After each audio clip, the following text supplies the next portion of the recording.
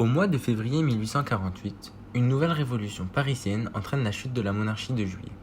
Au pouvoir, depuis 1830, le roi des Français, Louis-Philippe, abdique le 24 février 1848. Voilà que commence alors un processus de transition politique, car les Français doivent répondre à la question « Quel régime politique pour la France ?» Pendant que nous nous demandons comment Napoléon Bonaparte personnalise-t-il son pouvoir de 1848 à 1851. Les républicains sont en position de force, car avec le peuple de Paris, ils sont les principaux acteurs de la révolution de 1848. Le 24 février 1848, dès l'abdication du roi, la République est proclamée. Même si la République a été proclamée, les républicains restent divisés.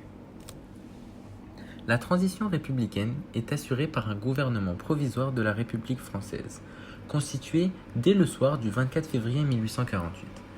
Ses membres sont désignés d'une façon inédite, par acclamation des Parisiens présents à l'Hôtel de Ville de Paris. Les mesures prises dans les 2 premiers mois sont révolutionnaires. Le drapeau tricolore bleu, blanc et rouge prend une importance capitale. Désormais, il n'est plus seulement le drapeau d'un régime politique, mais de toute la nation. La devise républicaine, liberté, égalité, est officialisée. Mais elle est enrichie d'un 3e mot, la fraternité. Ces mesures du gouvernement provisoire suscitent un enthousiasme populaire qualifié d'euphorie républicaine. Pour passer d'un régime provisoire à un régime durable, la Deuxième République doit se doter d'une constitution. Le 23 avril 1848, une Assemblée nationale constituante est élue au suffrage universel. Le 22 juin 1848, les ouvriers dressent des barricades. Pendant 3 jours, du 23 au 25 juin 1848, les ouvriers résistent à 5000 soldats.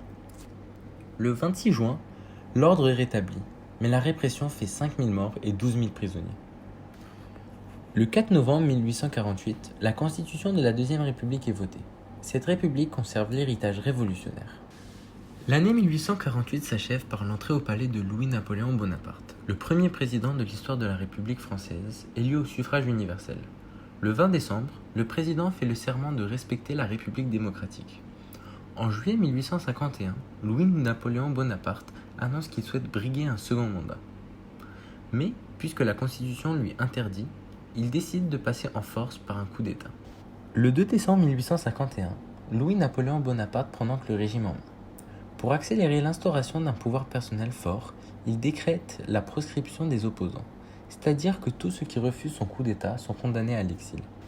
Pour légitimer son coup d'État, le 21 décembre 1851, Louis-Napoléon Bonaparte fait voter les Français qui doivent répondre par oui ou non à l'affirmation suivante.